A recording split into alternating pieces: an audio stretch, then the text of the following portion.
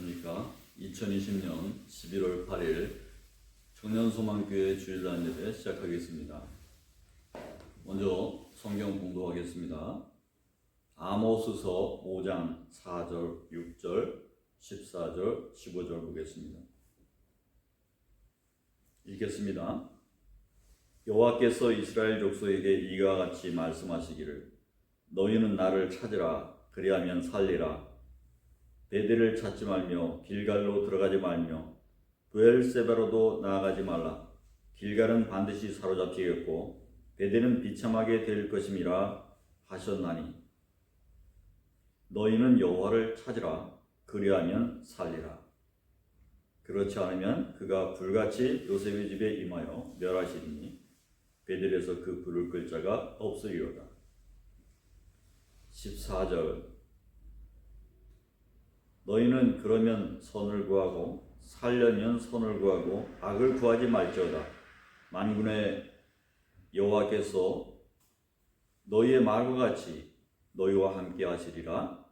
너희는 악을 미워하고 선을 사랑하며 성문에서 정의를 세울지어다. 만군의 하나님 여호와께서 혹시 요셉의 남은 자를 불쌍히 여기시리라. 아멘.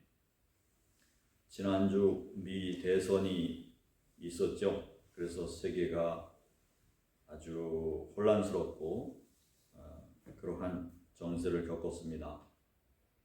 트럼프가 앞서다가 바이든 후보가 막판에 미시간 등지에서 우편 투표 포함 부재자 투표에서 우세를 나타내면서 역전한 그 모양입니다. 여기에 또 트럼프가 개표 중단 소송을 하면서 아직도 혼란 중에 있는 것 같습니다. 이렇게 하루 사이에 대통령이 오르락내리락 하니까 아주 쫄깃하면서도 우리나라에서 이미 겪어본 것 같은 진정한 민주주의가 드디어 미국에서 실감을 하게 되는 것 아닌가 이렇게 싶습니다. 그래도 우리가 투표율을 볼 때에 66.8%라고 하니까 이것이 120년 만에 최대라고 하니까 투표를 잘 못하죠. 우리나라는 70, 80%대를 항상 기록했던 것 같습니다. 그에 비하면 우리나라가 얼마나 민주주의 국가인지를 알 수 있습니다. 나는 미국 대선 상황을 보면서 마지막에 바삐 돌아다닌 이 트럼프가 분전을 하지 않았나 싶습니다.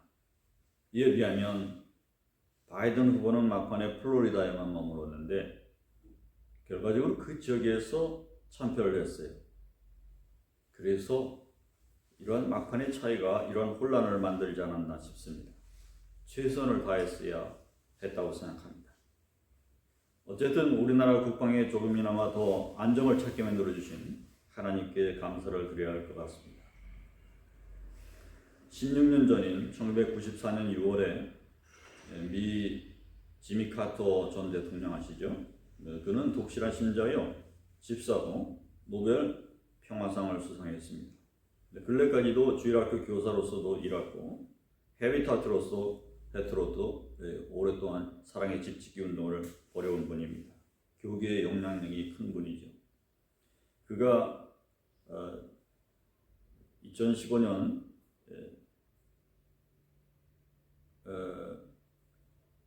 그 16년 전에 94년 6월에 개인 자격으로 북한을 방문해서 김일성과 회담을 해서 한반도의 전쟁을 한번 막았던 때가 있었습니다. 하나님이 우리나라 평화를 위해서 애쓰신 그 제2의 고레스 역할 아니었나 싶습니다. 그가 젊었을 때 생도 시절에 약 30등 안쪽을 유지했다고 하는 것입니다. 근데 그 후에 임관을 할 때에 그 상관이 이렇게 물었답니다. 그대는 최선을 다했는가? Did you do the best? 이렇게 물으니까 대답을 제대로 할 수가 없었다는 것입니다. 그래서 그가 대통령이 된 후에 좌우명이 최선을 다했는가? 이것이 되었다는 것이죠. 그래서 그 이후에 최선을 다하는 삶을 산 것 같습니다. 우리도 최선을 다해야 됩니다. 본문을 해서 말씀하시기를 너희는 나를 찾으라. 그리하면 살리라. 그렇게 말씀했고 8절에 찾으라. 그의 이름은 여호와시니라 했습니다.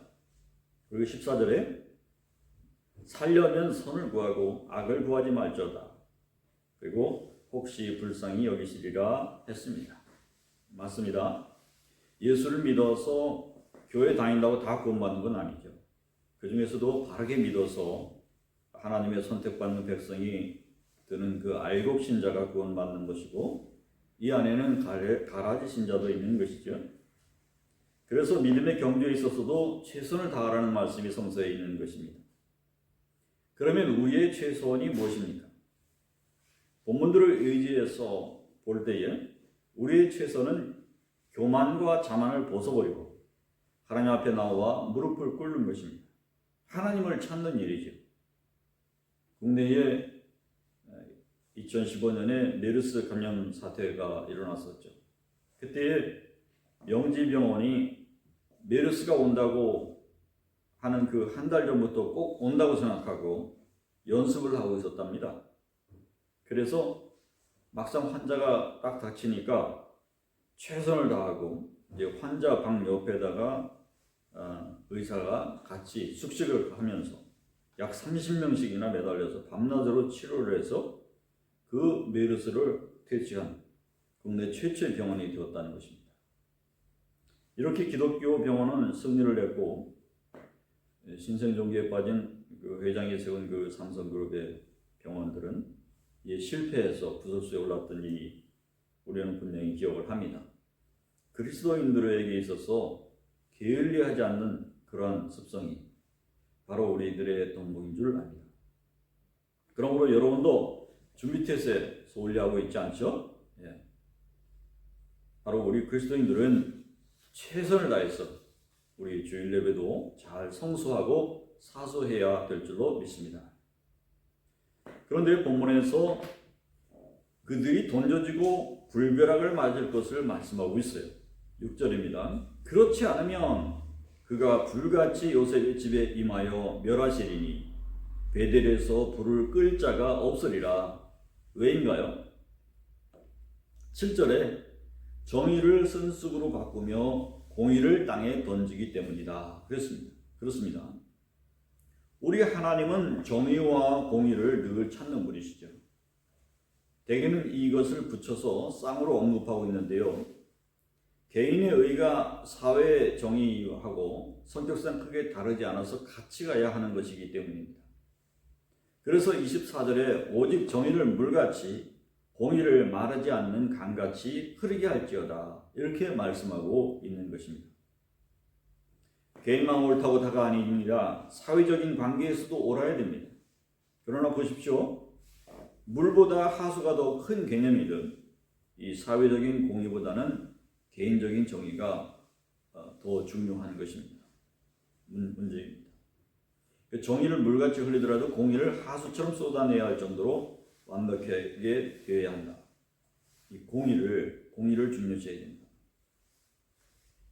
수돗물이 나왔다 안 나왔다 하면 안 되겠죠. 수돗물은 그 자체로 계속 나와야 되는 물이죠. 반면에 우리가 물을 흘리는 물은 뭐 흘릴 수도 있고 간혹가다 흘리는 것이죠. 그처럼 공의가 중요한 것이에요. 여러분, 배추잎 한 입 가지고 뭘 하겠어요? 배추 한 포기가 돼야 그걸 가지고 김장을이라도 하는 것이죠. 그러므로 이 사회에 공의의 구멍이 없도록 우리가 다 같이 내일처럼 나설 수 있는 그러한 자세를 가지고 살아야 된다 하는 것입니다. 이 투표 활동처럼 말입니다. 공의로운 사회를 만들기 위해서는 완벽한 참여와 봉사 정신을 가져야 된다. 그렇게 말씀하고 있는 것 같습니다. 이것이 악한 때에 하나님을 구하는 방법이라고 오늘 말씀을 해주시고 있습니다. 14절에 보십시오. 너희가 살려면 선을 구하고, 15절에 악을 미워하고 선을 사랑하며 성문에서 정의를 세울지어다. 너희가 살려면 예배를 구하고, 이게 아니고 선을 구하고 선을 사랑하고 정의를 세우라 말씀하고 있습니다. 18절에 화 있을진저 여호와의 날을 사모하는 자요. 왜 그렇습니까? 우리가 여기서 본문을 다 읽지는 않았지만 먼저 본 나로서 그 뜻은 그렇습니다. 주저앉아서 누가 해주겠지, 찾아주겠지, 바로 갚아주겠지, 이러한 태도였기 때문에, 앉아서 아무것도 하지 않기 때문에, 행동이 없는 것이기 때문에 이렇게 화 있을진저 한다는 것이죠. 그래서 마지막 날에 세우실 정의를 기다릴 것이 아니라 내가 찾고 구하고 행하고 세우라, 이렇게 말씀하고 있는 것 아니겠습니까? 1절로 다시 갑니다. 여호와께서 이스라엘 족속에게 이와 같이 말씀하시기를 너희는 나를 찾으라, 그리하면 살리라, 그렇게 말씀하셨는데 바로 7절에 정의를 쓴 쑥으로 바꾸며 공의를 땅에 던지는 자들아, 이렇게 하셨어요. 그러니까 입으로만 하나님 믿는다고 하지 말고, 예배 보는 사람이라고 하지 말고, 믿음에는 그 선과 공의와 정의가 함께 따라가야 되는 것이다, 이렇게 말씀하고 있는 거예요. 그리고 하나님을 찾되 조금 더 열심히 찾으라, 최선을 다해서 찾으라, 그러면 살 것이다 말씀하시고 계신 것입니다. 여러분, 바이든처럼 느슨하게 찾지 마십시오. 생도 시절의 지미 카터처럼 최선을 다하지 못했다고 스스로 자책할 정도로 미련을 남기는 모자란 모습 되지 마십시오. 그것이 바로 혼란스러운 세상에서 성도가 추구하고 나아가야 되는 길이라고 하는 것을 바로 이 시간 깨달으시기 바랍니다. 여호수아서 23장에 보게 되면 이스라엘 백성들이 광야에서 하나님의 백성이 되고 40년을 인도함 받고 섬겼다고 하는 것이죠. 그런데 뒤늦게서야 24장에 가서 하나님을 선택하고 믿겠다고 고백을 한다는 거예요. 그것도 처음으로 3번씩이나 했다고 여기 기록되고 있습니다. 그러므로 이제는 여호와를 경외하며 온전함과 진실함으로 그를 섬기라. 너희의 조상들이 강 저쪽과 애굽에서 섬기던 신들을 치워버리고 여호와만을 섬기라. 14절에 말씀하고 있고, 그렇습니다. 그래서 그동안 뭐 했다는 겁니까? 그러니까 그동안에는 온전함과 진실함으로 섬기지 못했었다라고 하는 그런 고백인 셈이죠. 18절에 그러므로 우리도 여호와를 섬기리니 그는 우리 하나님이심이니이다 하니라. 우리 하나님 여호와를 우리가 섬기고 그의 목소리를 우리가 청정하리로다. 24절에 말하고 있습니다. 그렇게 큰 돌을 옆에다가 가져다 놓고 다시는 부인하지 못하도록 돌을 증인 삼아 세워두었다는 거예요. 참, 너무 늦어도 너무 늦은 거죠. 그렇지만 늦더라도 바로 믿는 게 낫지 않습니까? 믿은 지 오래라고 모태신앙이라고 자랑하지 말고 바로 고백하고 바로 믿어야 될 줄로 믿습니다. 여기 표현 그대로 다른 신앙, 자신을 믿고 의지하던 거 다 치고쳐 버리고 오직 하나님만 섬기겠다고 하는 우리 각자의 그 결심들이 있어야 될 줄로 믿습니다. 마태복음 25장에는 예수님의 10처녀 비유가 나오고 있습니다. 유대 문화의 결혼식은 청혼한 후에 결혼을 하려면 신랑이 신부를 데려다가 데리러 가야 되는데 이제 밤에 도착하는 경우도 있어요. 근데 그건 너무나 이렇게 예외적인 것이고 대개는 이렇게 낮에 가잖아요. 그런데 여기 성서는 지금 밤에 도착하는 경우를 상정하고 있어요. 그래서 신부 측은 어떻게 하느냐? 그 친구들이나 신부의 친구들이나 그런 무리들이 기다리다가 이제 신랑을 만나면 동행해서 혼인잔치까지 잘 인도하고, 그래서 혼인잔치를 그 안에서 벌인다, 신부의 집에서 벌인다, 뭐 이렇게 그렇게 방식이 소개되고 있습니다. 그때 신부의 들러리들이 혼인잔치가 있는 곳까지 이제 인도하는 그러한 시간이 밤일 리는 없지만 여기서 그렇게 상정되었다는 거죠. 아주 예외적으로 누군가가 졸다가 잘 수도 있는 아주 늦어진 결혼식을 상상하고 있어요.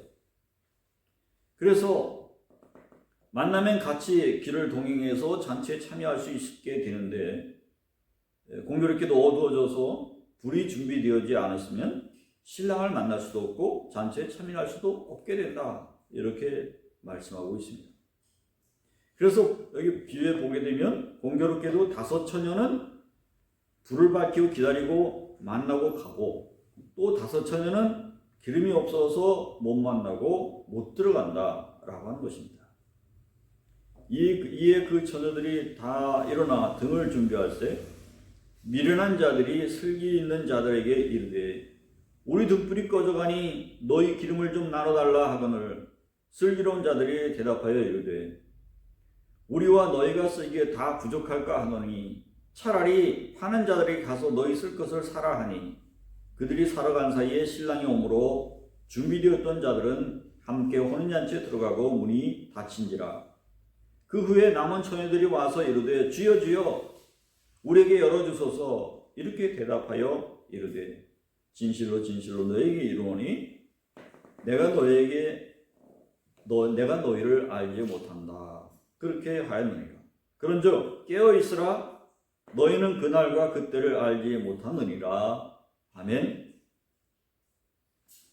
이 잔치가 또 있는 잔치가 아니라 영생하는 하나님 나라의 천국 비유인 잔치입니다.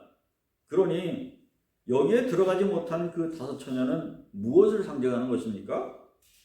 바로 증명될 수 없는 믿음, 모자란 믿음을 뜻하는 것입니다.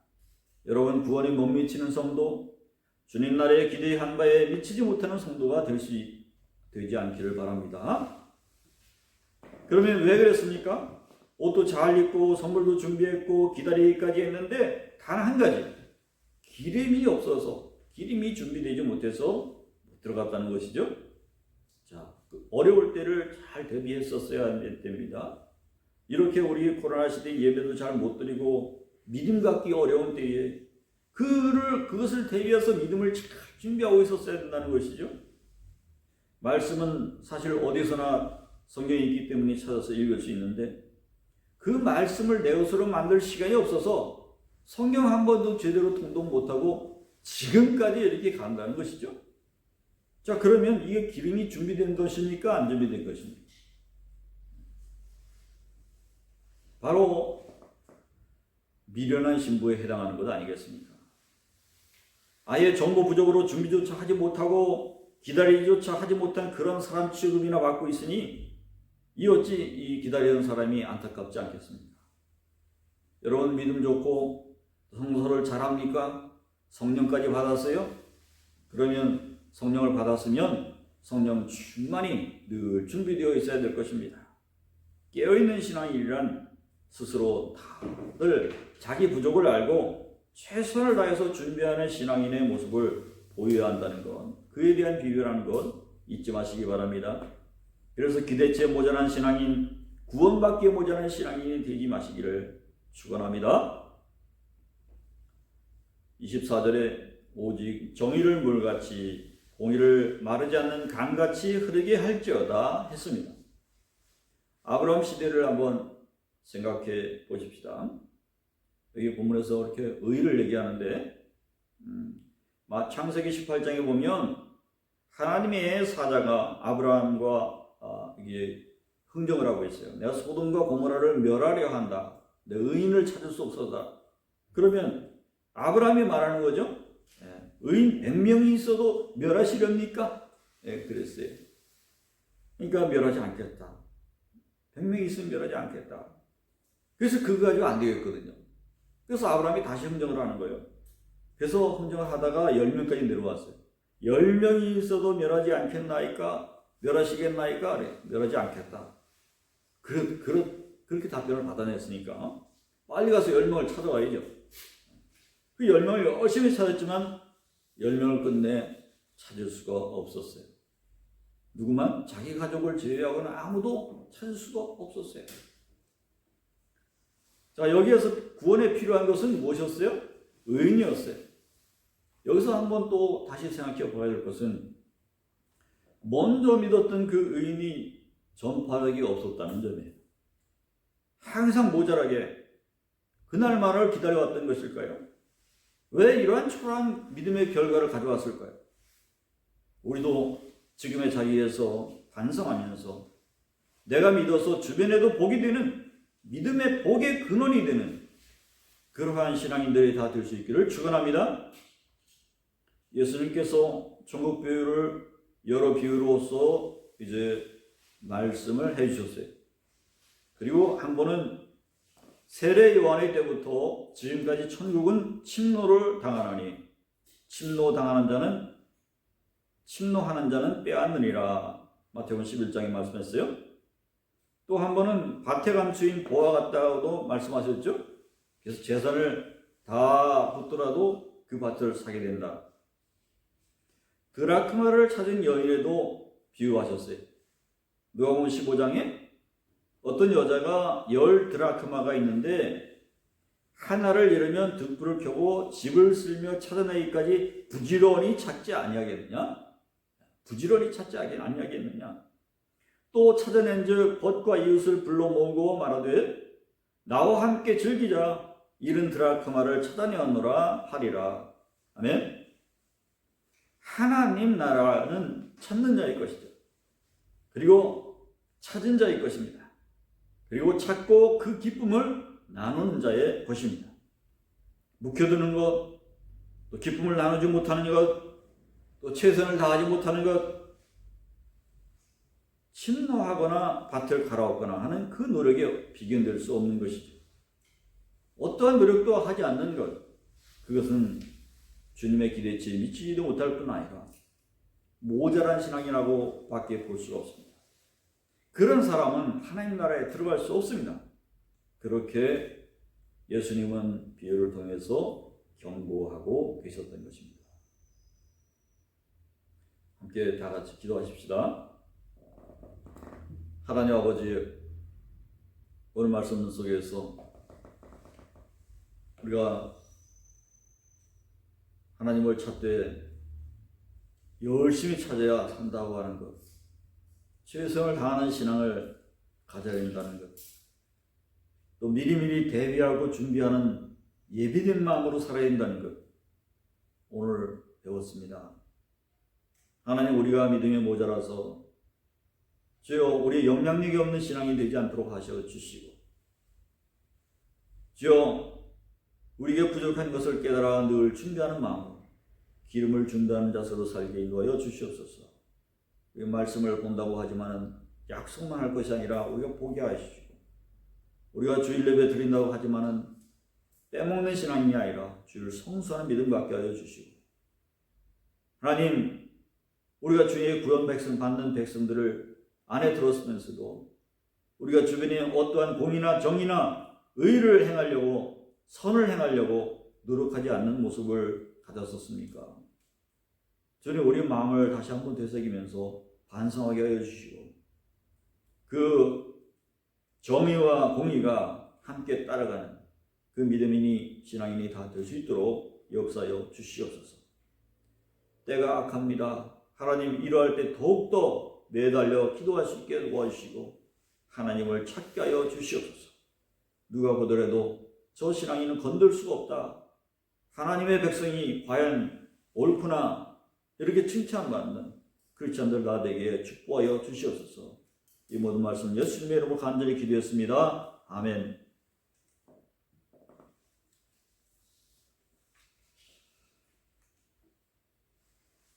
이제 마침 축도하겠습니다. 이제는 우리 주 하나님의 거룩하신 사랑하심과 우리에게 구원을 보내주신 예수님의 은혜롭고 자비하시고 우리를 십자가의 공로로 사해주신 그 핏값의 그 능력을 보여주신 예수님의 크신 공로와 우리 성령 감화 감동 주셔서 오늘도 말씀을 깨닫고 믿음 안에서 정진하여 하나님 나라를 향해서 더욱더 최선을 다하는 삶으로 살아가기로 결심하는 우리 청년 소망 교우들 위해, 또 그리고 이와 같은 은혜를 받는 우리 성도들 모두에게 영원히 함께 계시옵시기를 간절히 축원하옵나이다. 아멘.